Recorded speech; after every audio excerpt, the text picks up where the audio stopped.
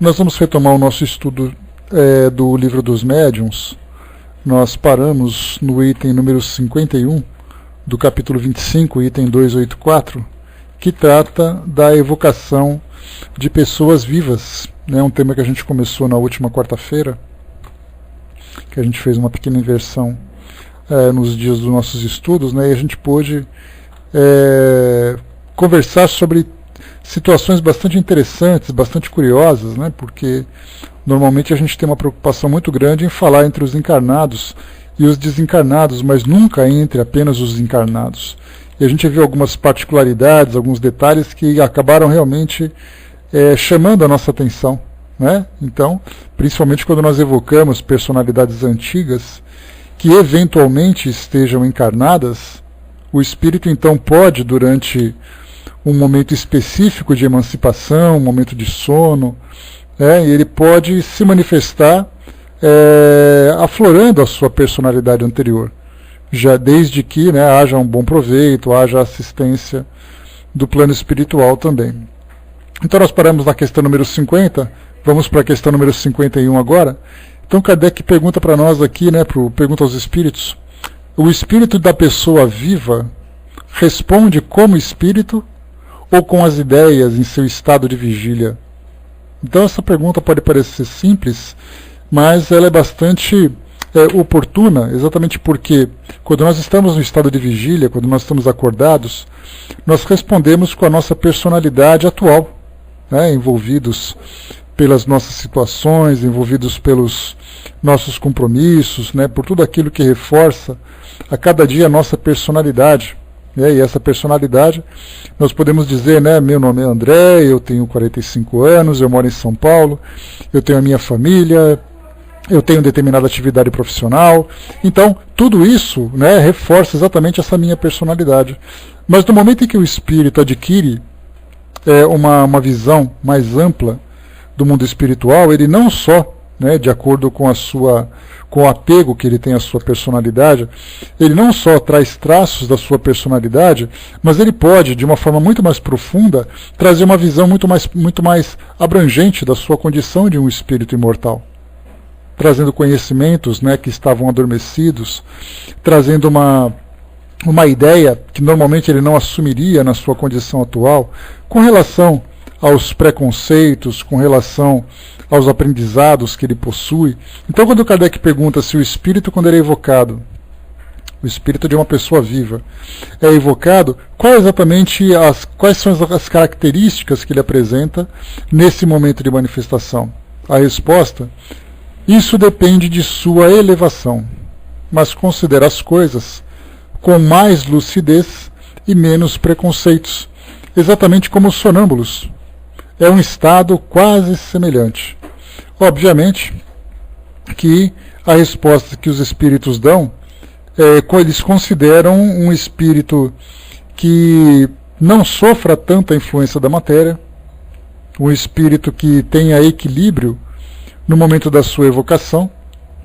Nós chegamos a conversar no nosso último encontro que, eventualmente, um espírito, quando vive essa experiência de emancipação, ele pode trazer um certo torpor, ele pode trazer uma certa desorientação, aquela mesma sonolência que ele apresenta durante o sono, porque por causa da influência do seu organismo, ele acaba repercutindo isso também no momento da sua emancipação.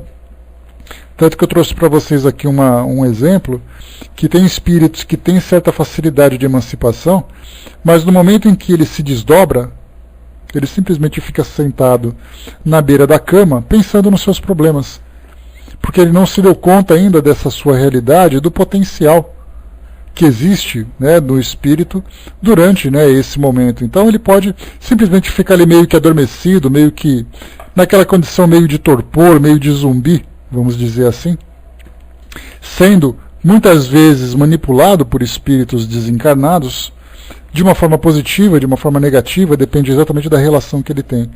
Então, quando se fala que um espírito é evocado e ele se manifesta, para que ele possa apresentar uma lucidez e coerência no seu raciocínio, coerência na sua nas suas ideias, é importante que ele tenha essa facilidade de desprendimento e tem também esse equilíbrio durante esse momento. E as ideias que vão ser apresentadas, como os espíritos responderam, isso depende da sua elevação.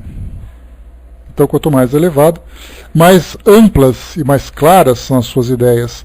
Quanto mais apegado ele se encontra na sua personalidade, só para a gente poder ter uma ideia como acontece essa influência dessa personalidade, vamos pensar, por exemplo, que eu, sendo paulista, e todo mundo sabe que existe uma rixa que muitas vezes é velada, ou às vezes é bastante clara entre paulistas e cariocas, a gente não sabe qual é a origem, mas simplesmente sabe que existe uma certa antipatia, uma certa briga ou uma certa brincadeira entre essas duas naturalidades. Então, se por acaso eu desencarno como paulista, eu posso trazer ideias, por exemplo, contrárias aos cariocas. Ou eu, como brasileiro, eu posso pensar uma ideia contrária dos argentinos. Eu, como sendo uma pessoa branca, posso ter algum preconceito, embora não seja branco, né? Então, uma pessoa branca pode ter preconceitos como uma pessoa negra, com relação à sexualidade, com relação à opção política. Então essas ideias que me influenciam no meu cotidiano, no meu dia a dia, podem também se repercutir durante esse momento de emancipação. Então somente, nesse caso, para a gente ter uma ideia clara de como isso acontece, como é esse processo, somente mesmo participando de uma reunião onde um espírito se manifesta. E poderíamos fazer isso várias vezes para percebermos que cada espírito traz uma característica muito particular, variando, mais uma vez, de acordo com a sua elevação, de acordo com a sua lucidez, de acordo com a facilidade de emancipação que ele possui. Então temos ali vários fatores que acabam sendo determinantes para a qualidade desse tipo de manifestação. Item número 52. Bom dia, pessoal que chegou. Se o espírito de um sonâmbulo fosse evocado durante o sono magnético, seria mais lúcido que o de qualquer outra pessoa? Então vamos entender primeiro como funciona essa ideia do sonambulismo. Atualmente, nós raramente ouvimos falar sobre o transe sonambúlico ou sonambulismo provocado. Isso é algo que os magnetizadores do século XIX faziam bastante, às vezes como experiência, às vezes como necessidade, para algum tipo de tratamento, para algum tipo de necessidade. Aquilo que hoje nós tratamos, por exemplo, como regressão de vivências passadas, como hipnose, são formas de transe sonambúlico. Nós chegamos até a falar sobre isso aqui mesmo no nosso livro dos médiuns, no estudo passado. Então, mudaram-se as técnicas, mudaram-se os objetivos, mas no fundo a essência desse processo em que o espírito entra num estado alterado de consciência, como normalmente se diz no nosso meio, acaba sendo quase que a mesma coisa. Então, naquele período, era estudado, por exemplo, o sonambulismo natural, em que uma pessoa relaxava, dava aquela adormecida e de repente entrava num estado de lucidez durante esse processo. Outras vezes, o sonambulismo daquelas pessoas que acordam durante a noite e saem andando pela casa. O que eles faziam naquela época, os experimentadores, principalmente os magnetizadores e depois aqueles espíritas que estudavam esse fator anímico, era conversar com essas pessoas. Hoje nós achamos engraçado, tem aquele ditado, olha, não fala com a pessoa porque ela pode morrer, não acorda que pode acontecer uma coisa com ela. Então naquele período uma pessoa que entrava no estado sonambúlico, ela era de imediato entrevistada por aqueles porque percebiam que nessa condição ela trazia uma visão diferente que ela tinha de quando ela estava lúcida.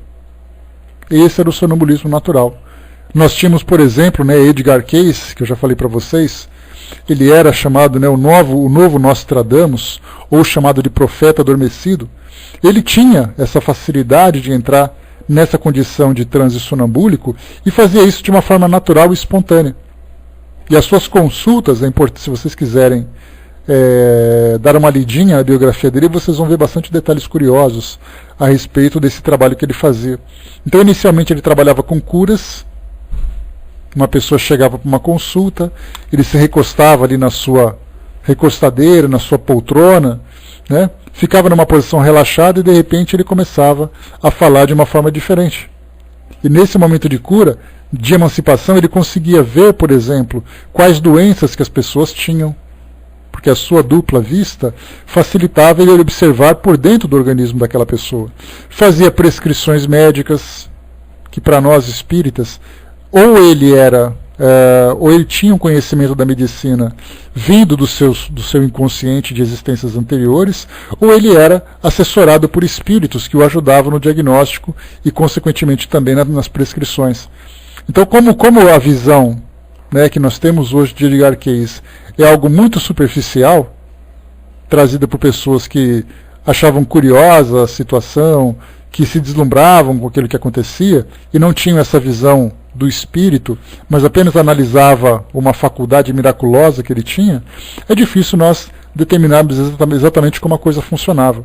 Mas ele então simplesmente entrava no estado de relaxamento e se emancipava. Isso era feito de uma forma espontânea.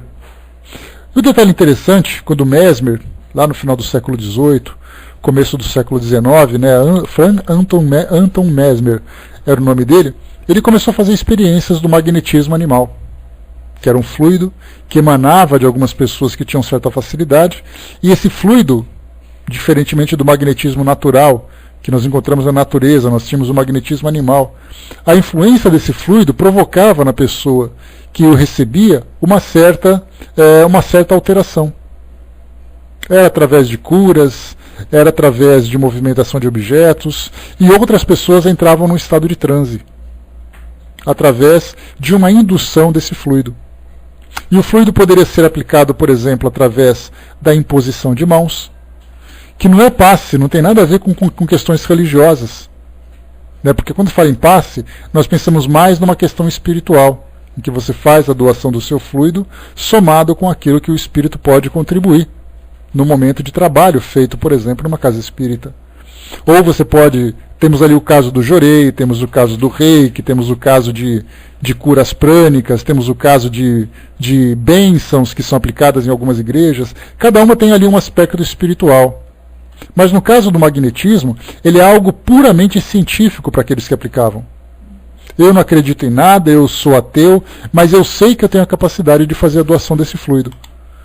E assim, então, essas pessoas que faziam esse estudo, e como eu já falei para vocês, no século XIX, nós tínhamos, por exemplo, na Inglaterra, consultórios. Da mesma forma que você passa hoje na rua e vê uma plaquinha ali, né, dentista, consultório médico, advogado, naquela época tinha magnetizadores. Assim como também tinha médiums, que abriam consultórios para poder oferecer consultas para as pessoas.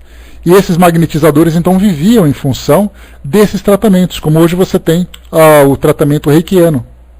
Clínica esotérica, clínica espiritualista, fazemos aplicação de reiki, qualquer coisa do gênero. Então era muito comum naquela época também magnetizadores, independente de qualquer questão espiritual, de qualquer questão religiosa. E eles observavam o seguinte, que algumas pessoas, como era feita essa imposição de mão, uma outra técnica que existia era a técnica do sopro, em que o magnetizador ficava frente a frente com a pessoa, dava um sopro no rosto dela e ela de imediato entrava num estado de transe. E ali então muitas vezes ela ficava ou inconsciente ou começava a falar, a conversar com as pessoas, mas apresentando características diferentes, seja no seu tom de voz, seja no seu conteúdo. E aí então os magnetizadores perceberam que esse estado que eles chamam de sonambulismo, e que hoje nós chamamos de hipnose, seja qual for o nome que se tem, porque a gente lembra que conforme o tempo vai passando, novos termos vão surgindo. E esses termos servem exatamente para atualizar determinado fenômeno, porque não significa necessariamente que seja um fenômeno novo. Mas pelo fato dele mudar de cultura, mudar de época, mudar de estudo, de análise, ele acaba então sendo visto de uma forma diferente. Se nós pegarmos, por exemplo, a parapsicologia foi criada a partir da década de 20, década de 30 do século passado, do século 20. Antes disso, quando nós estudamos, por exemplo, falando como Gabriel Delane, com outros pesquisadores da época, né, nós tínhamos, por exemplo, a metafísica. Metafísica foi criada, não foi pelo William Crookes, foi para outro personagem, que eu me esqueci o nome dele agora. Nós chegamos até a estudar naquela semana de biografias. Então, a metafísica era um outro nome que era criado. Enquanto que o espiritismo, antes disso, chamava de animismo. Então nós temos animismo, metafísica, parapsicologia, são vários nomes para poder falar da mesma coisa. Então esse estado sonambúlico que Kardec estudava no século XIX é para nós hoje esse estado alterado que nós chamamos de hipnose, por exemplo. Nesse caso, mais uma vez, Kardec pergunta aqui: se o espírito de um sonâmbulo fosse evocado durante o sono magnético, ou seja, é uma situação induzida, seria mais lúcido que o de qualquer outra pessoa? A resposta dos espíritos: receberia mais facilmente, sem dúvida. Responderia mais facilmente, sem dúvida, porque estaria mais desprendido. Tudo depende do grau de independência do espírito em relação ao corpo. Qual a diferença entre aquele espírito que tem uma manifestação espontânea e aquele que tem manifestação induzida? É que se entende que a manifestação provocada pelo magnetismo, ela pode se dar de uma forma muito mais completa. Naturalmente não é um completo absoluto, né? Porque o espírito nunca vai se desvincular do seu corpo físico enquanto ele estiver na condição de encarnado. Mas ele pode, estando nessa condição, um desprendimento maior, um distanciamento do seu organismo, facilitando então a sua visão a respeito daquilo que acontece à sua volta. E isso vai depender também do quê? Do equilíbrio do espírito, da sua lucidez. Não é porque eu vou induzir uma pessoa a um transe sonambúlico ou uma hipnose que ele vai falar comigo como se fosse um espírito sábio, um espírito antigo. Muitas vezes ele pode estar tomado numa confusão exatamente porque ele, embora ele tenha se desprendido, a sua consciência continua muito vinculada à sua vida física, à sua vida material. E aí então o espírito pode, nessa confusão de ideias, nessa visão diferenciada, muitas vezes até entrar em estado de pânico. Como acontece muitas vezes, que a gente já conversou sobre isso, naquelas pessoas que têm facilidade de emancipação durante o sono e fazem aquilo que popularmente se chama de viagens astrais. Aliás, essa experiência é uma outra que tem diversos nomes. Viagem astral, desdobramento, emancipação, seja qual for o nome que se dê. Então, muitas vezes um espírito está dormindo, a gente já chegou a falar sobre isso. Vocês se lembram daquela situação? Alguns de vocês, ou praticamente todos, já vivemos experiências assim, de nós acordarmos assustados como se estivéssemos caindo? Acorda assim meio que no sobressalto, tendo aquele medo que estava caindo de alguma coisa? Esse tipo de experiência, Adenauer Novaes fala sobre isso num dos seus livros. Ele lembra sempre que muitas vezes é o espírito que vive aquele momento de começo de emancipação, e quando ele se dá conta que ele está emancipando, ele quer voltar desesperado. Aí então ele volta naquele impacto e acorda assustado. Muitas vezes essa experiência, ela também se dá para aquelas pessoas que acordam com o corpo paralisado. Porque a sua consciência vem primeiro do que o espírito, né, ou o seu corpo perispiritual, dominar ou tomar conta do seu corpo de uma forma completa. O espírito volta, o indivíduo desperta, mas o seu corpo está começando a se afinizar de novo, né, ou a assumir o seu corpo perispiritual. Então, fisicamente, ele quer se movimentar, mas ele não tem ainda o domínio pleno, o pleno do seu corpo. Aí então, depois de 1, 2, 3 minutos, ele começa a voltar à sua condição natural. Então nós temos várias experiências de pessoas que vivem, aliás todos nós já passamos por isso, né? Que nós vivemos experiências de emancipação, mas muitas vezes ela não se dá de uma forma completa, muitas vezes ela acontece de uma forma inesperada, indesejada. Tem gente que vive e não quer, tem gente que quer e não consegue. Então nós somos assim, eternos insatisfeitos, porque a gente nunca consegue exatamente aquilo que nós desejamos de uma forma completa, né? Por isso então, quando se fala em questão sonambúlica, o indivíduo que entra nesse estado não significa necessariamente que ele se sinta à vontade fazendo isso. Para ele pode ser uma coisa pavorosa. Bom dia, pessoal que chegou. E sendo uma coisa pavorosa, é algo que ele nunca mais vai querer viver na vida dele. Já imaginamos assim aquele pessoal, né, que os magnetizadores daquela época, ou então mesmo hoje, né, nós temos situações assim, em que fazemos aquelas brincadeiras para ver o que vai dar. Aí uma pessoa fica ali naquele grupo de adolescentes, aquele grupo de curiosos, começa então a fazer, vamos tentar hipnotizar você. Aí a pessoa começa a ficar meio adormecida, começa realmente a entrar num estado de transe, embora seja de uma forma curiosa, não significa que ela não se dê de uma forma efetiva. A curiosidade, muitas vezes, leva realmente ao sucesso de determinada experiência. Aí então a pessoa entra no estado de transe e de repente ela começa a gritar. Porque ela estava curiosa, até ela experimentar a primeira vez. Quando ela se deu conta que ela começou a ter uma percepção diferente, ela começa a gritar apavorada e nunca mais quer fazer isso. Então tudo depende do quê? Da lucidez que o espírito tem. Então, de novo, a resposta. Esse, em estado de transe induzido, né, de sonambulismo induzido, responderia mais facilmente, porque estaria mais desprendido. Tudo depende do grau de independência do espírito em relação ao corpo. Não só com relação ao apego ao corpo físico, mas também com relação à personalidade que ele possui. Continuando para nós aqui, item 53. Tudo certo até aí, pessoal? Alguma dúvida com relação a esse tema? Deu para a gente formar uma ideia de como é essa ideia do sonambulismo, das experiências que todo mundo tem e tudo mais, né? Foi tranquilo, né? Bom, se tiver alguma dúvida, coloque na área de texto. Item número 53. Vamos lá. O espírito de um sonâmbulo poderia responder a quem o evocasse à distância, ao mesmo tempo em que responde verbalmente a outra pessoa? Então, olha uma situação que Kardec coloca. O indivíduo está no meio de um grupo em que ele é induzido a entrar nesse sono magnético, a entrar nesse transe sonambúlico. Aí então ele começa a ser entrevistado por essas pessoas, começa a dar respostas, e foi combinado que em outro lugar ele foi então solicitado através de uma evocação. E aí então ele percebe esse chamamento, porque a gente lembra que a força do pensamento é aquilo que dirige o mundo espiritual. Então, se nós fazemos uma reunião, nós fixamos o nosso pensamento em determinada pessoa e solicitamos a sua presença, dependendo da sua sensibilidade, ela pode sentir uma atração muito forte. E aí vai depender da sua vontade ou não de responder àquela atração. Mas só que nessa experiência ele passa por duas situações. Por um lado, ele é solicitado naquele local onde o seu corpo físico se encontra.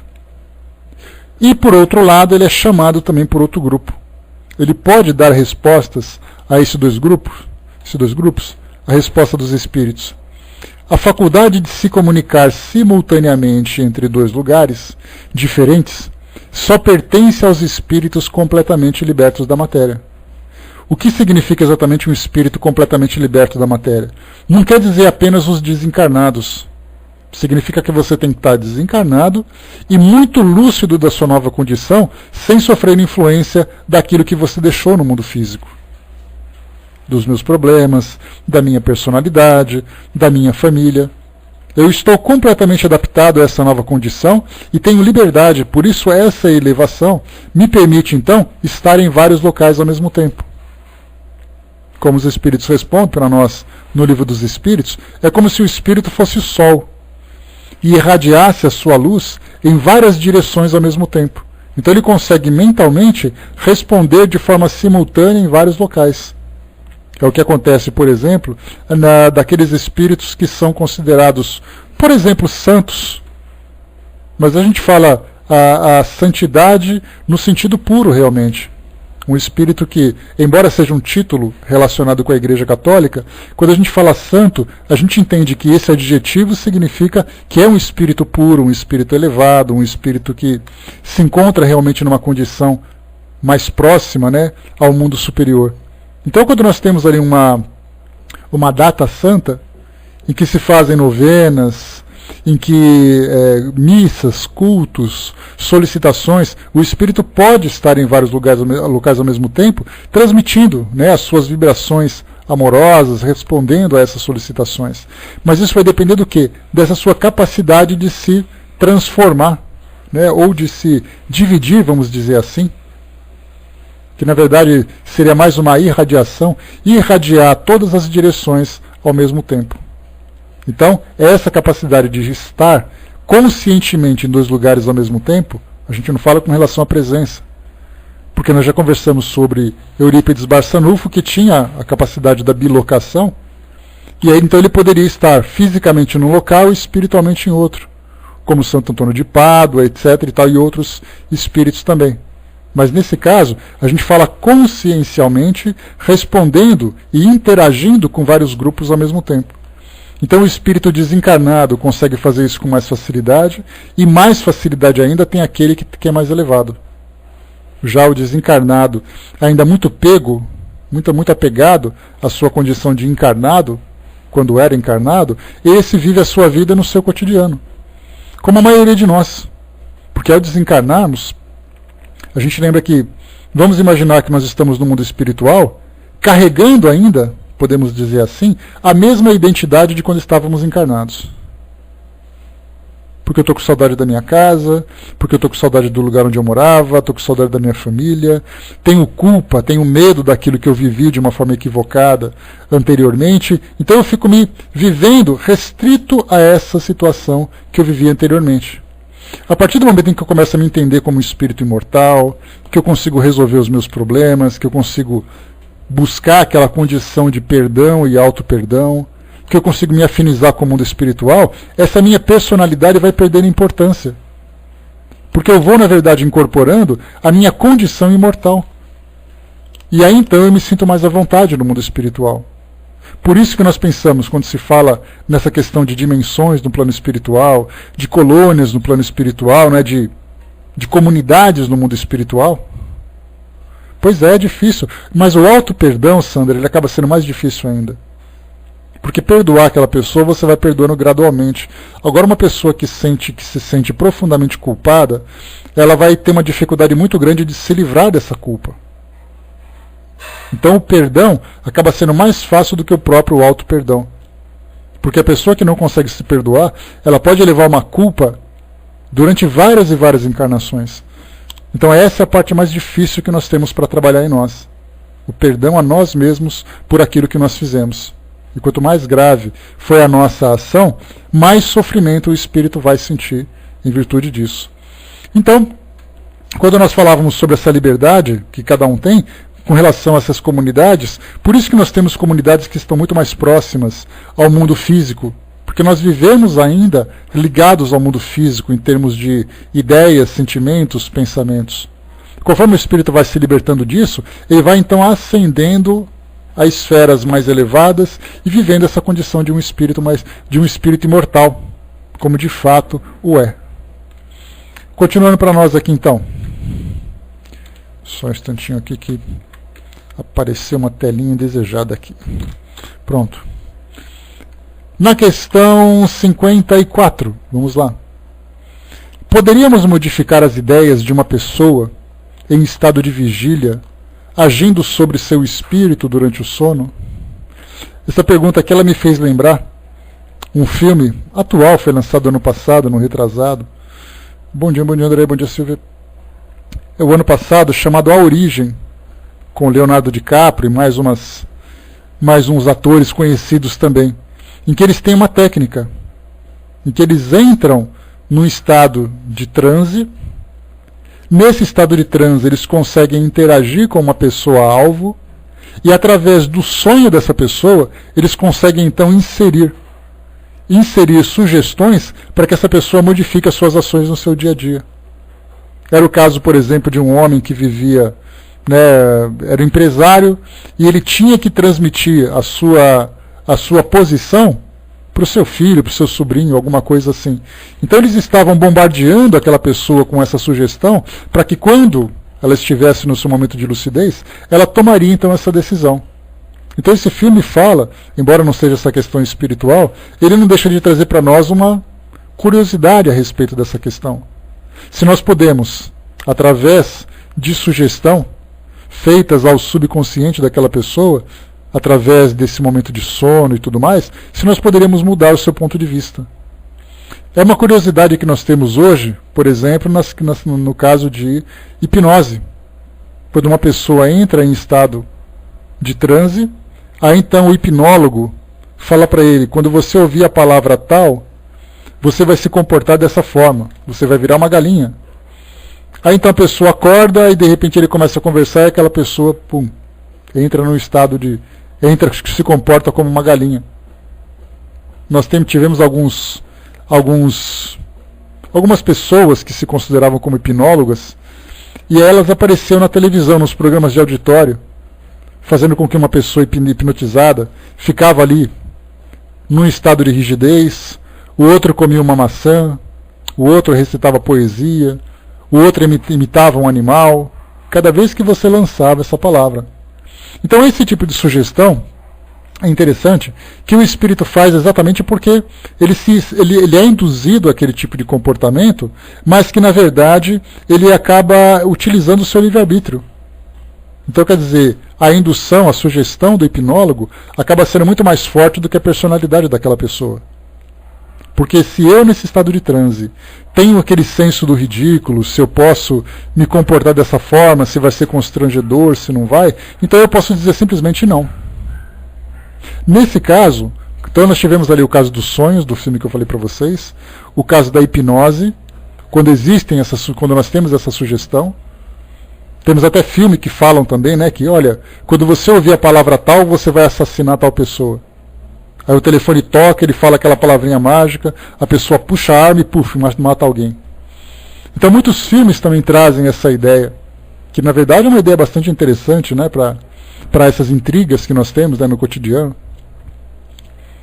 Quando você ouvir a palavra tal, você vai se jogar de cima do prédio.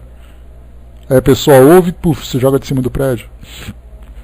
Então, na verdade, nós estamos desconsiderando, né, o equilíbrio, o senso, a lucidez do espírito, mesmo nessa condição. Mas aquilo que Kardec perguntou foi se nós poderíamos, através da evocação, enviar sugestões e ideias para mudar a opinião de alguém. É pegar a Vaninha, por exemplo, que ela é flamenguista, a partir de hoje você vai ser corintiano e você não vai ter medo de barata. Aí a Vaninha acorda depois e tal, e de repente ela fala, viva o Timão. E barata ela não tem mais medo, ela pisa na barata. Seria fácil assim? A resposta dos espíritos: é possível, sim, às vezes. Não estando o espírito, no sono, ligado tão estreitamente à matéria, torna-se mais acessível às sugestões morais, e estas podem influir sobre a sua maneira de ver no estado ordinário, quer dizer, na sua condição normal. Infelizmente acontece quase sempre que ao acordar a natureza corpórea o domina e o faz esquecer as boas resoluções que tenha podido tomar. Então nós temos duas situações aqui para considerar. Primeiro é que nesse momento de sugestão nós levamos questões morais para a pessoa não se sentir culpada, para a pessoa ter um pouco mais de paciência, e de repente ela acorda modificada. É possível que seja tão fácil assim? Não, nem sempre. Isso porque o nosso apego é muito maior. E as provocações, os estímulos que nós recebemos são muitas vezes bastante intensos. Por outro lado, nós temos também o caso das obsessões. Quando um espírito, num estado de sono e de desdobramento, ele recebe sugestões de agressividade, sugestões tenebrosas, que para ele pode provocar muito medo. E aí, então, ele sendo constantemente bombardeado por essas ideias, ele acaba tendo isso no seu dia a dia. Pessoas que de repente desenvolvem depressões, desenvolvem crises de ansiedade, desenvolvem síndromes de pânico. Por que isso tudo? Porque muitas vezes não é a sua situação do dia a dia que acaba influenciando, mas são essas ideias que são lançadas. Imagina alguém, por exemplo, todos os dias recebe a seguinte informação: quando você sair na rua eu vou te pegar lá fora e você vai morrer. E ele vai um dia, uma semana, um mês, um ano, chega uma hora que ele começa realmente a sentir medo. Então já não é somente uma questão psicológica, porque a gente lembra que o ser humano, principalmente o encarnado, ele depende de uma série de fatores. Ele tem uma estrutura, como chama Joana de Ângeles, né, falando sobre o homem integral, em que nós consideramos a questão psicológica, o aspecto psicológico, o aspecto espiritual, o aspecto social, o aspecto biológico. Então não basta apenas eu falar assim, olha, vamos jogar fora todos os psicólogos, porque só os clínicos resolverão o problema. Os clínicos resolverão o problema orgânico, Mas essa questão das emoções, das ideias, dos conflitos íntimos que a pessoa tem, aí já entra numa questão do psiquismo. Vamos então esquecer esses dois, porque vamos mudar ele de lugar. Ele mora num local, a gente tira ele daquele local, muda para outro local, ele vai ficar saudável mentalmente, saudável organicamente. É possível? Também não. Então, na verdade, nós não podemos desmembrar o homem em várias partes, mas temos que considerar todas as suas partes. Então, por isso, falando dessa questão, né, tudo se origina no espírito. Né? Pode ser uma questão de conflito íntimo que ele tenha, ou pode ser de alguma causa exterior que o esteja afetando. Né? Então eu posso, por exemplo, eu estou muito bem, eu sou uma pessoa equilibrada e tudo mais, mas eu começo de repente a ter problemas financeiros, o lugar onde eu moro me traz problemas, tenho problemas com vizinhos, tenho os problemas familiares. Naturalmente, esses elementos exteriores começam a me afetar. Aí eu começo a ficar mais desanimado, começo a ficar mais angustiado, muitas vezes até mais depressivo. Porque aquela situação exterior começa então a me influenciar. Então há a necessidade de fazer uma investigação daquilo que existe de elementos no próprio indivíduo e daquilo que existe de elementos externos. Mas o que a gente falava era assim. Nesse caso das obsessões, por exemplo, um espírito que é constantemente influenciado de uma forma negativa pode absorver essas ideias como sendo suas. Da mesma forma que nós temos espíritos que estão constantemente influenciados de uma forma positiva, também pode fazer com que isso venha em seu benefício. É o caso, por exemplo, vamos trazer uma situação hipotética. Uma pessoa que sofre de alcoolismo, uma doença séria, uma doença grave. E aí então, constantemente, os seus amigos espirituais, familiares, espíritos protetores, orientadores, trazem para ele aquela ideia, né? Para de fazer isso, lute contra esse vício, busque ajuda, faça isso, faça aquilo. Tem dia que ele vai acordar assim, olha, eu preciso de ajuda, eu preciso fazer alguma coisa. E ele acorda com uma disposição que ele vai acreditar que é uma disposição dele. Sendo que na verdade foi uma sugestão que ele conseguiu absorver. Porque moralmente ele conseguiu ter essa consciência da importância daquela assistência. Por isso então, mais uma vez, a partir dessas considerações, poderíamos modificar as ideias de uma pessoa em estado de vigília, agindo sobre o seu espírito durante o sono? Sim, às vezes. Não estando o espírito no sono tão ligado estreitamente à matéria, torna-se mais acessível às sugestões morais e essas podem influir sobre a sua maneira de ver no estado ordinário. Quando eu falo então sugestões, não são determinações, não são imposições. O espírito pode, através de uma força moral maior do que a dele, acatar aquilo como se fosse uma ordem. Mas isso vai depender do quê? Exatamente do seu caráter. Infelizmente, acontece, quase sempre, que ao acordar, a natureza corpórea o domina e o faz esquecer as boas resoluções que tenha podido tomar. Questão número 55. O espírito de pessoa viva é livre de dizer ou não o que desejar? Aí então é aquela questão da hipnose também que a gente vê nos filmes. Eu quero que você, no estado de hipnose, né, então eu pego o relógio da Vaninha, pego um relógio, coloco na frente da Vaninha, fico balançando e falo, olhe para o relógio, olhe para o relógio. E a Vaninha então entra no estado de hipnose. Aí eu começo assim, Vaninha, me conta aí tal coisa. É algo que pertence a ela, que pode constrangê-la publicamente. Significa que quando eu dou aquela ordem para ela, ela vai responder? O espírito também tem domínio. Ele pode dizer assim, isso eu não vou responder. Ou então eu não quero mais responder a isso. Eu não quero mais continuar nessa condição. E aí então o espírito acorda meio de sobressalto. E aí então ele pode dizer assim, o que aconteceu? Nada não. Aí aquelas pessoas fazem aquela cara de Mona Lisa, né? Aquela cara de paisagem. Não, nada não, nada não. É que de repente a gente estava conversando e você assustou. Isso mostra que o espírito tem esses dois estados de lucidez, que ele pode receber uma sugestão, mas não significa necessariamente que ele vá acatar. Por isso os espíritos colocam para nós aqui. Kardec coloca, podemos obrigar uma pessoa a dizer o que deseja? O espírito é livre? A resposta, ele está na posse de suas faculdades de espírito, portanto do seu livre-arbítrio. Como dispõe de mais perspicácia, é mesmo mais cauteloso do que no seu estado de vigília. Lembrando que essa perspicácia, né, quer dizer, essa condição mais atenta dele, depende do que também?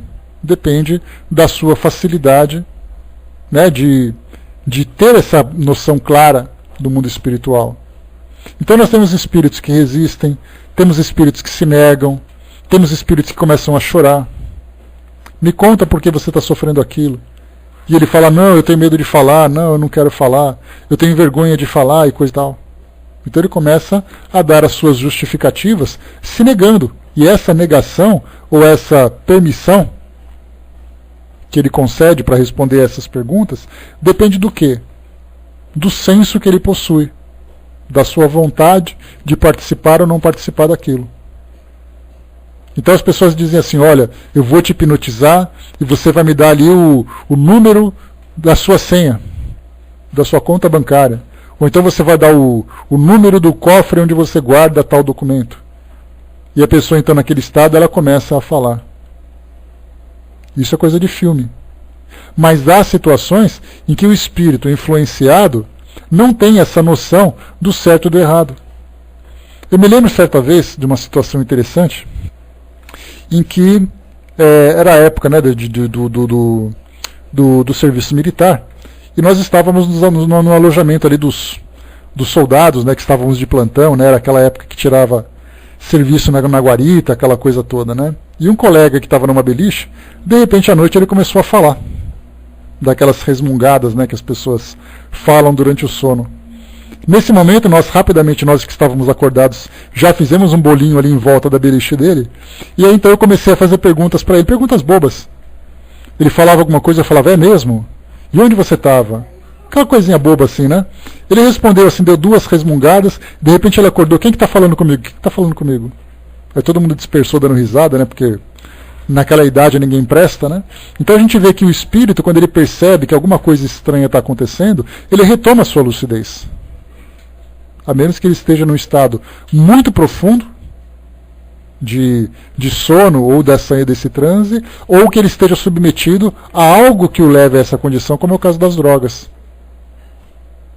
Ele é submetido, não falo drogas ilícitas necessariamente, eu falo drogas, medicamentos psicotrópicos que alteram sua consciência, ele acaba depois ficando nessa condição. Por isso então o espírito tem um livre-arbítrio, salvo se ele esteja sendo manipulado e ele não esteja se dando conta disso, ou forçado por alguma coisa que possa, né, levá-lo a essa condição. Nós temos aqui uma outra situação interessante também, que a gente vai falar daqui a pouquinho, que é o caso das influências dos espíritos, em que uma força moral maior o obriga a falar alguma coisa, o induz a falar alguma coisa, que acontece normalmente no caso das obsessões, no caso das perseguições. E aí então o espírito revela a sua intenção naquele momento exatamente por uma força superior. A gente fala sobre isso daqui a pouquinho. A Miriam colocou assim mesmo, eu falo muito dormindo, né? Pois é um problema. Imagina você e a Vaninha dormindo uma do lado da outra, né? Vamos lá. 56. Poderíamos obrigar uma pessoa evocada a dizer o que deseja calar? Ou seja, através da evocação, não mais através apenas de uma indução, mas através... Você está rindo porque você não dormiu com elas ainda, viu, Roberto? Eu também não, mas dá para a gente imaginar o que acontece, né? Então, nesse caso, é uma evocação. Se faz aquela evocação. Pois é, mas dá para ter uma ideia. Tem coisa que você não precisa experimentar, você deduz. Entendeu? Então basta que a gente faça uma pequena análise que dá para saber como é que funciona. Você, a Andréia, a Miriam, imagina vocês 3 dormindo juntas, Deus que me livre. Vamos lá. 56. Poderíamos obrigar uma pessoa evocada a dizer o que deseja calar? A resposta: o espírito tem o seu livre-arbítrio, como eu disse. Mas pode acontecer que, como espírito, dê menos importância a essas coisas do que no seu estado ordinário. Sua consciência pode revelar-se mais livremente. Aliás, se não falar, pode sempre escapar às importunações indo embora, pois não se pode reter o espírito como reter o corpo. Então aqui a gente já começa a entrar naquela questão espiritual que a gente estava conversando. Primeiro que a gente tem aqui, o espírito evocado então ele se manifesta numa determinada reunião, E aí então, como Kardec fazia experimentações, normalmente ele combinava com as pessoas que faziam parte do seu grupo, nós vamos te evocar, você vai se fazer presente, etc. e tal. Nós tínhamos aqueles que se manifestavam espontaneamente, como era o caso de pessoas que traziam limitações intelectuais, pessoas que traziam deficiências visuais. Nós tivemos 2 casos de manifestações que Kardec relata na Revista Espírita, de espíritos que vieram de uma forma espontânea. Mas nós tivemos também outros que se manifestaram, através de uma pré-combinação entre eles. Por isso, então, o Espírito se manifestou. Aí eu posso começar a fazer perguntas que fazem parte daquela experiência, preservando naturalmente o espírito de qualquer situação constrangedora, como eu posso fazer perguntas que o levam a essa condição de constrangimento. Falando sobre sua vida pessoal, falando sobre questões que para ele são questões muito pessoais ou questões muito secretas, ligadas, por exemplo, à sua vida profissional. Então o espírito começa a ver aquelas perguntas, então ele começa a ficar meio desconfortável. Aí ele pode se negar a responder, ou ele pode, percebendo que aquela reunião tem esse tom, tem esse objetivo, ele pode então simplesmente se desvincular do médium e voltar para o seu corpo físico. Mais uma vez, não se pode reter o espírito como retém o corpo. Isso aqui, desde que nós não tenhamos uma influência superior, uma influência magnética superior. Porque nós temos, por exemplo, um caso que fala claramente que não é tão simples assim como o espírito respondeu, porque na verdade ele respondeu aqui falando sobre aprisionar um espírito num corpo através dessas reuniões de evocação. Às vezes nós vemos isso em filmes de terror. Fazem então aquelas reuniões e prendem um espírito ali chamado de outro lugar, um espírito das trevas, um espírito de alguém próximo que desencarnou, e obriga o espírito a ficar ali presente, como se eles tivessem algum tipo de ritual que tivesse uma força maior do que o livre-arbítrio do espírito. Nesse caso, então, não passa de uma fantasia. Mas nós temos, nos casos das reuniões mediúnicas, espíritos sofredores, espíritos obsessores, que são levados a essa condição por uma força magnética muito maior do que a que eles podem suportar. E o obsessor, para quem já viu alguma reunião mediúnica que lida com o obsessor, se depender da vontade dele, ele quebra tudo e extermina todo mundo, dependendo do grau de ódio que ele traz ali, no seu coração, vamos dizer assim. Por exemplo, Tarsila, bom dia, círculo de sal, velas acesas, marcas de sangue, tudo isso faz parte de rituais que muitas vezes, eu já cheguei a falar sobre isso numa outra situação, que para nós, os espíritos dizem que a força do pensamento é tudo. O próprio Kardec, conversando com os espíritos lá no livro dos Espíritos, falava sobre os pactos e os rituais, mostrando que todos esses símbolos não passam de misticismo. Só que a grande questão que nós temos que considerar é que nós temos espíritos que acreditam nesses símbolos. É aí que o símbolo influencia psiquicamente, psicologicamente nele. Mas não significa que ele tenha alguma força maior do que ele tem. Então vamos supor que nós tenhamos um espírito e eu falo para ele assim, quem fala muito sobre isso é o... Deixa eu procurar aqui na minha livraria. Esqueci o nome dele. Cindizinha, qual é o nome daquele autor que você me deu aquele livro aquela vez? Eu me esqueci o nome dele. Me ajuda aí. Ele é um médium nordestino. Escreveu Diálogos e Monólogos. Luiz Gonzaga Pinheiro. Não, outro. É o Luiz Gonzaga Pinheiro, o próprio. O Luiz Gonzaga, ele é um autor um médium que tem bastante experiência já nessa área de atendimento, de obsessões, e ele fala muito da força da indução mental sobre os espíritos. Então significa o seguinte, que você, evocando um espírito, e você lançando sobre ele uma sugestão de que, por exemplo, ele está acorrentado numa cadeira, ele aceitando essa sugestão, ele vai ver que ele está amarrado com correntes na cadeira. Diário de Doutrinador, Diálogos e Monólogos, são livros assim. Então ele fala muito. Um espírito, por exemplo, que chega, um espírito sofredor, que sofreu um acidente, se encontra sangrando, ele se vê naquela condição, e aí então durante a reunião é feita a seguinte sugestão para ele: olha, nós estamos fazendo um curativo em você e o seu sangramento vai parar. E aí então o espírito começa a ver aquilo e realmente para de sangrar.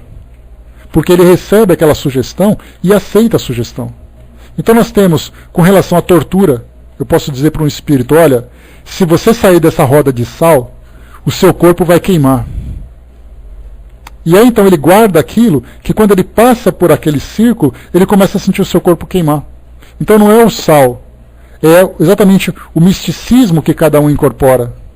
E por isso que os espíritos falam que a matéria não age sobre o espírito, mas é o pensamento sobre o pensamento. E quando eu trago para ele uma sugestão, e ele acredita naquilo, acaba virando uma verdade. A Zilus colocou macumba, né? Esse nome macumba, a gente tem que sempre que lembrar, ele tem vários sentidos diferentes da questão espiritual. Né? Ele tem uma prática, é uma comida, ele é um instrumento musical, mas entendi que essa ideia da palavra macumba significa exatamente esses pactos espirituais que são feitos com os espíritos inferiores. Então, na verdade, não é aquilo que você coloca numa encruzilhada, mas, na verdade, é o tipo de acordo, é o tipo de pensamento que é lançado entre os encarnados e os desencarnados. Então você poderia não utilizar objeto nenhum. Basta apenas que eu foque meu pensamento em alguém e comece a bombardeá-la com aquele pensamento que o atinge de uma forma muito forte, porque eu tenho uma força moral, embora negativa, maior do que a dele, e ele então acata essas sugestões. Eu posso, por exemplo, colocar um crucifixo na porta, como o caso dos vudus, sim, são rituais, são práticas espirituais. Então eu posso pegar uma pessoa que sofre uma obsessão e colocar um crucifixo na porta dela. E aí então eu faço uma prece, eu faço uma solicitação, e aí então eu vou acreditar que aquele crucifixo vai proteger aquela pessoa.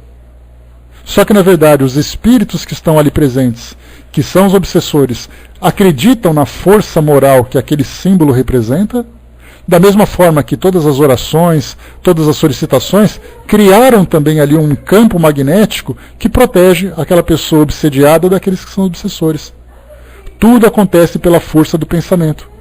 Então, para quem quiser conhecer um pouquinho mais sobre isso, leiam então aquele livro, né, O Diário de um Doutrinador, do Luiz Gonzaga Pinheiro, que ele fala bastante sobre essa questão e da forma como os espíritos se sentem atingidos por essas sugestões mentais. Então o espírito veio arrastado a uma reunião mediúnica, dizendo, você está preso e você não vai conseguir sair daqui. E ele fica se estrebuchando, fica falando, muitas vezes até gritando, se vendo preso naquela condição. Mas na verdade é uma força magnética que o atinge, mas também uma sugestão mental que ele acaba acatando. Aqui para nós então, que a gente falava.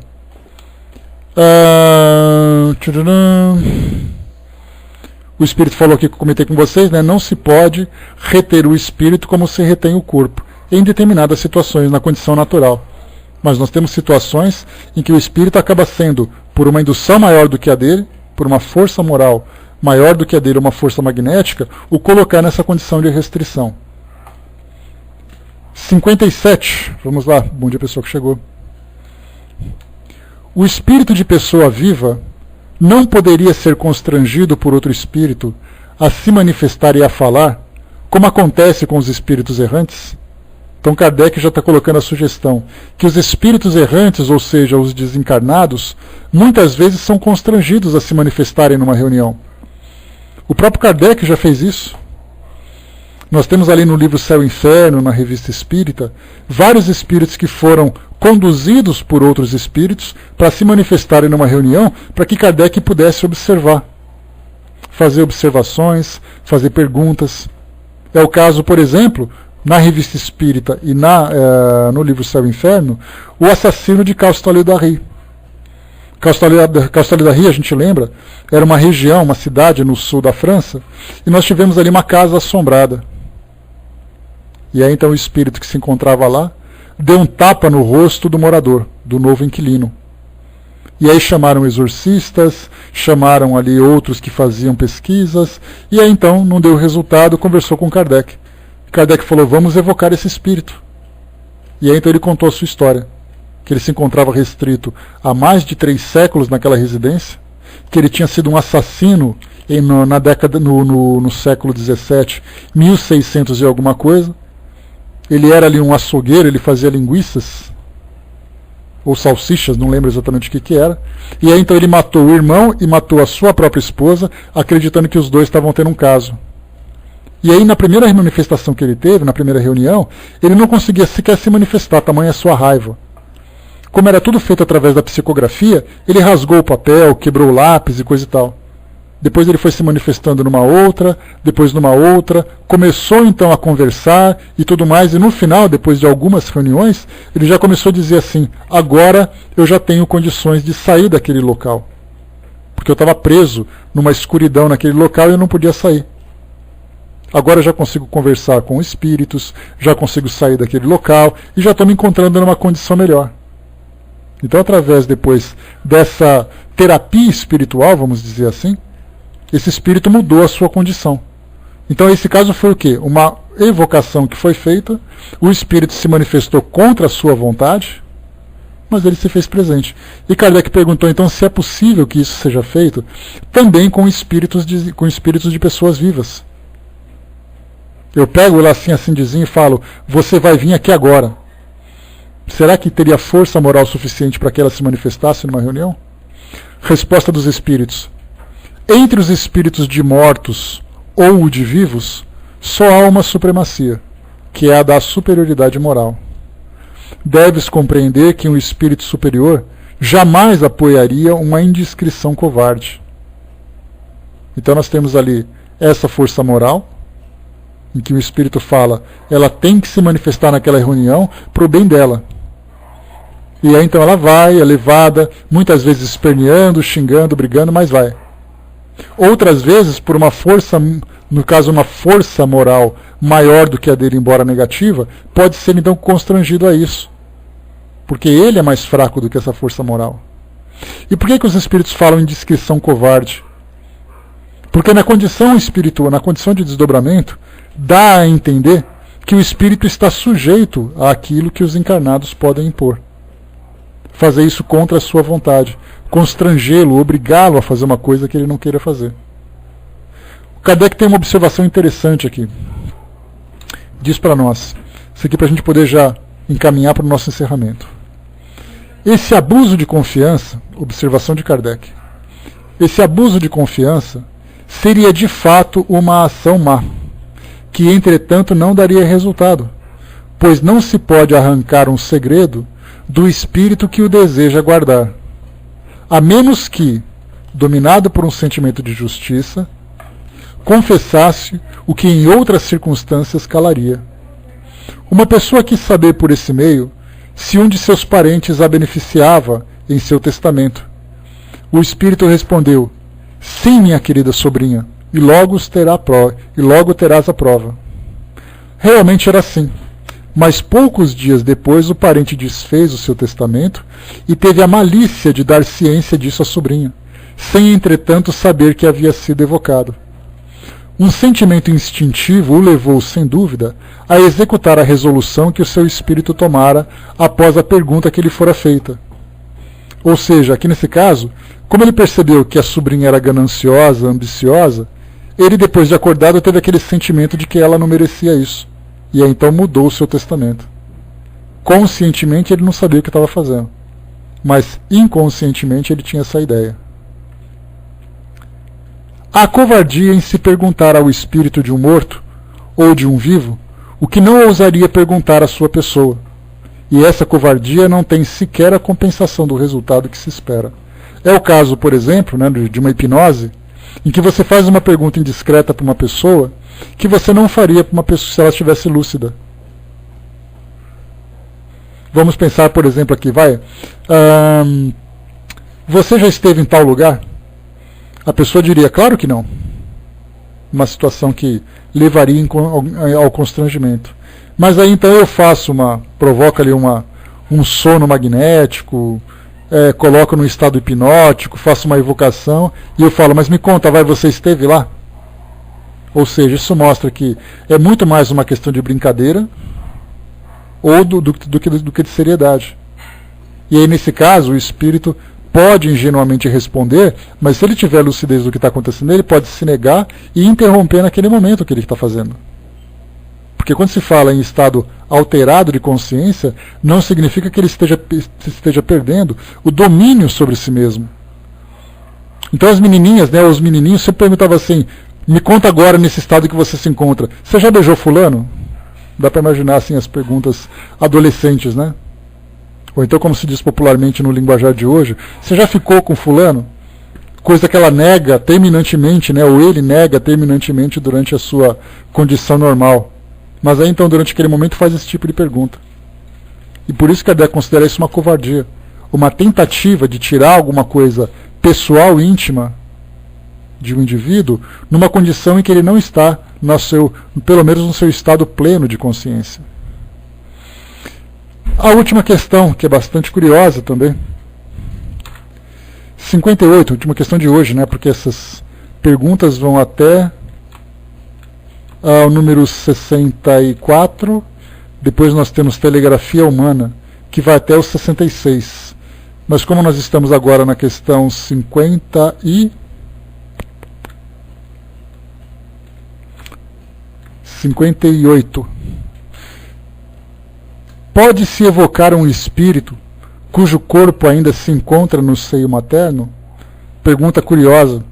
É possível evocar o espírito de uma pessoa que está sendo gerada numa gravidez? É possível fazer uma pergunta, evocar um espírito de um feto, de um embrião? O Décio colocou, né, o que não deveria ser covardia, pois o espírito tem seu estado de consciência em ambas as situações. Mas a intenção é o que conta, né, o Décio. Aquele que faz uma pergunta nessa condição e não faz na outra, age de má fé. Né? Então, por isso que se fala em covardia. Não da segurança que o espírito tenha, mas da intenção daqueles que provocam a situação. Então a pergunta, é possível evocar o espírito de um bebê que está sendo gerado? É uma questão interessante pelo seguinte. Nós temos hoje algumas notícias que circulam, porque a internet hoje, você publica o que quer e o que não quer, e lê de tudo, desde aquilo que é correto, aquilo que não é correto. Então muitas vezes nós temos ali algumas psicografias, ou algumas notícias, de que espíritos de grávidas, né, os espíritos de filhos, né, de mulheres que estão ali durante o período de gravidez, se manifestam trazendo um depoimento. Eu vou trazer para vocês aqui uma situação que eu pesquisei aqui, que eu tinha me lembrado de alguma coisa semelhante. É o caso de... deixa eu ver aqui. Bom, eu vou lendo aqui, vocês vão acompanhando.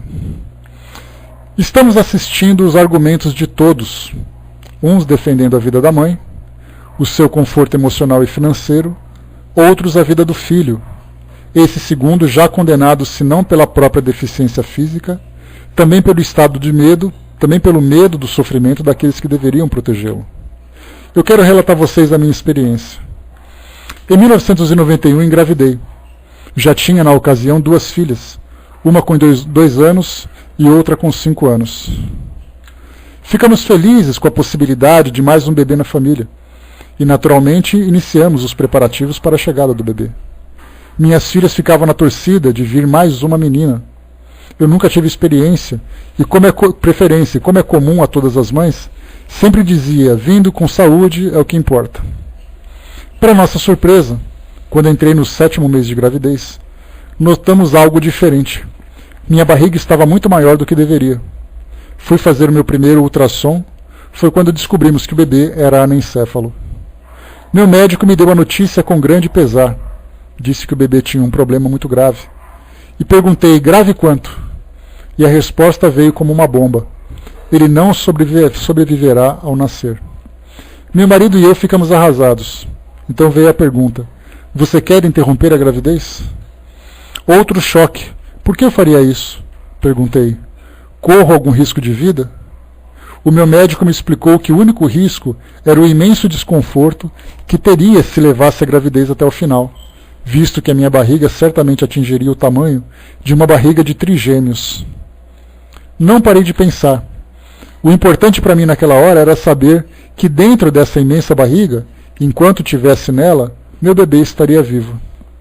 Estávamos no mês de novembro. Decidimos não contar para nossas famílias até que passassem as festas de Natal de fim de ano, pois certamente iria abalar a todos com a notícia. Para minha alegria, no dia 28 de dezembro recebi uma mensagem psicografada do espírito de meu bebê. Ao ler essa mensagem, pude comprovar o quanto valeu a pena não interromper a gravidez, e principalmente deixar que as coisas acontecessem como deveriam acontecer, naturalmente. Transcrevo aqui um trecho da mensagem. O espírito disse: no momento sempre vivo experiências nos dois planos. No conforto de sua barriga vivo, a experiência gratificante de receber a vibração do seu amor. No plano espiritual tenho irmãos que me amparam. E que depois ela fala um pouquinho sobre a opinião que ela tem a respeito disso. Naturalmente, por que eu trouxe para vocês essa história?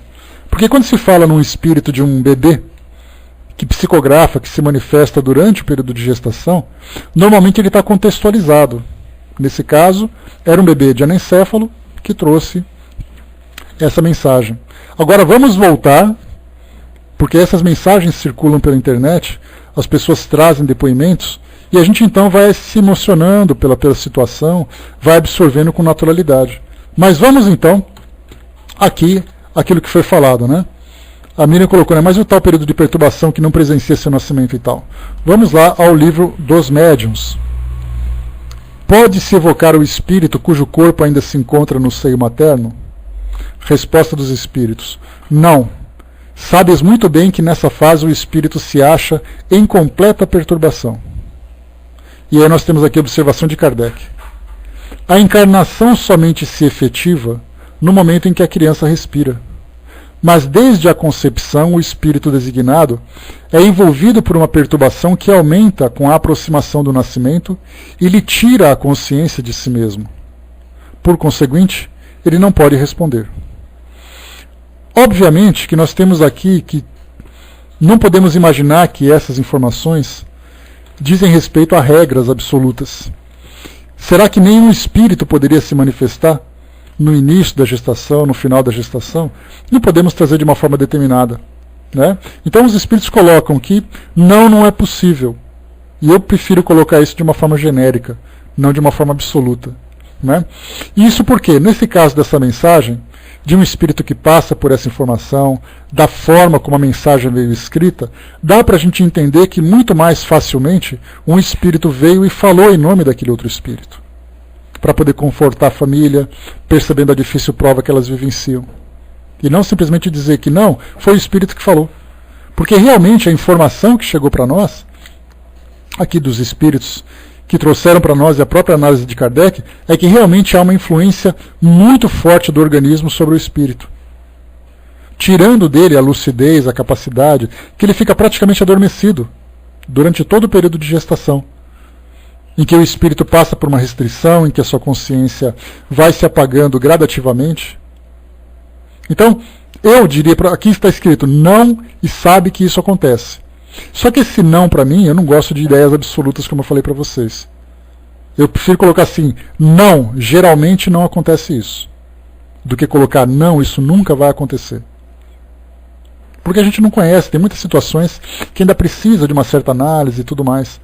Aconteceu a mesma coisa, por exemplo, quando o Kardec perguntou: existe possessão? Os espíritos: não existe. Pouco tempo depois o Kardec veio dizer: eu comprovei que existe possessão.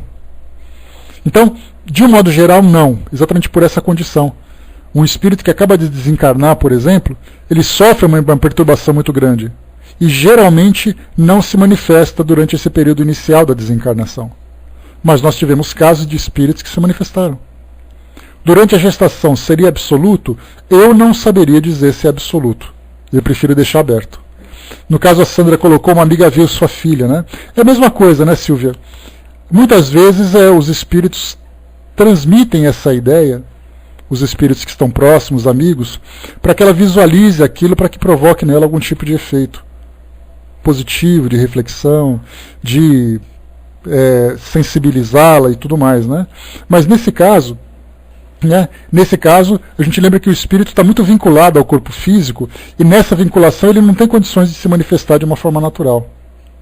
Então a gente pode imaginar que é muito mais fácil outros espíritos participarem desse fenômeno do que sendo necessariamente o espírito. Porque quando fala assim, ela viu, Ela viu como? Provavelmente viu uma menininha, vestidinho, cabelinho penteado, em pé do lado dela. Um espírito que passa por essa restrição durante a gravidez, ele não tem condições de se manifestar assim. Então pode ser que outros espíritos estejam contribuindo. É muito mais fácil. O Fernando colocou, né, agora digam que um feto não tem espírito, ou está vivo quando ele aborta. Não, isso aí para nós é indiscutível, inquestionável. Né? A sociedade ainda tem essa preocupação, se tem espírito, se não tem espírito. Como é algo ainda fora da análise da ciência, então analisa simplesmente o fenômeno fisiológico da gravidez, e não as questões espirituais. Da mesma forma que nós temos uma supervalorização, às vezes, fantasiosa da questão espiritual por uma questão de dogma religioso. Então temos que considerar os dois extremos. Uns acreditam demais, outros acreditam de menos. A doutrina traz para nós uma lógica que a gente consegue analisar detalhadamente cada uma das partes. E tem que ser uma análise cuidadosa também, principalmente. Bom, pessoal, fechando por aqui o nosso estudo de hoje. A Miriam colocou, né, poderia ser também uma mensagem gravada e postada no Psiquismo da Mãe, vai saber. Olha, Miriam, a gente conhece muito pouco a respeito, né, dos mistérios e das possibilidades do mundo espiritual. Alguma coisa que foi retransmitida e tudo mais, né? Então, tudo é possível acontecer. O que a gente não pode é pensar nessas fantasias que hoje nós imaginamos que sejam tão simples, né? Eu sonhei que meu bebê veio falar comigo. Na verdade, se o bebê se encontra adormecido e naquele estado de transformação que é muito, muito intensa sobre ele não teria condições de se manifestar para trazer uma mensagem assim. Então nós entendemos que são outros espíritos que atuam nesse processo também. A Regina colocou, para solucionar caso de afastamento de familiares, a psicóloga me deu conselho de solução, falar como se estivesse do familiar, às 2 da madrugada, né, o que seria de bom. E assim foi feito, né, houve aproximação entre as conversas agora, né, ao vivo, apresentam conteúdos com declarações de amor feitas em hora de sono, né. Os participantes do fato eram pai e filho, né. Tudo é possível, né. Então a gente lembra que a intensidade do pensamento, a possibilidade, a influência que exercemos uns sobre os outros. Então, é possível? É. Mas nós temos ali algumas regras que regem essa relação entre os dois mundos, principalmente. Né? Muitas vezes a gente pensa assim, né, pô, é tão bonitinho, se realmente aquela menininha que está em pé do lado da mãe fosse ela, seria bonitinho, mas o mundo espiritual não é tão bonitinho assim, o mundo espiritual é lógico. Existe uma lógica que rege o mundo espiritual. Então as nossas fantasias, as nossas emoções, muitas vezes nos fazem ir além da realidade, né? Criando fantasias para poder satisfazer as nossas carências, alguma coisa assim. Né? Então, estudar sempre com cuidado, para não simplesmente aceitar as coisas, né? Vamos pensar com lógica. Isso é mais importante. O Fernando colocou, sonhei com uma foto do meu afilhado quando crescido. E ele nem tinha nascido, e quando ele cresceu, tiraram aquela foto, ele levou um susto. Interessante, né? São fenômenos do psiquismo que nos pregam essas peças. Vamos lá então, passando para a nossa amiga Miriam, que vai fazer o encerramento para nós. Depois a gente volta. Vocês perceberam que esse tema, ele requer um estudo muito cuidadoso. Eu só trouxe para vocês um depoimento que foi postado na internet, e as pessoas se emocionaram, as pessoas se comoveram. A gente fala, para lá. Vamos analisar friamente essa situação para saber até onde, né, é uma questão de lógica do mundo espiritual, até onde é uma questão de fantasia que as pessoas criam. E esse não é o primeiro depoimento que eu vejo, não, de mulheres que dizem que receberam psicografias de seus filhos durante a gestação. Já li outros também. Cheguei a procurar, mas eu não encontrei a outra que eu tinha visto. Mas essa já foi suficiente para a gente poder entender como as coisas são. Bom, vamos lá, passando para você, Miriam, beijos, voltamos em seguida.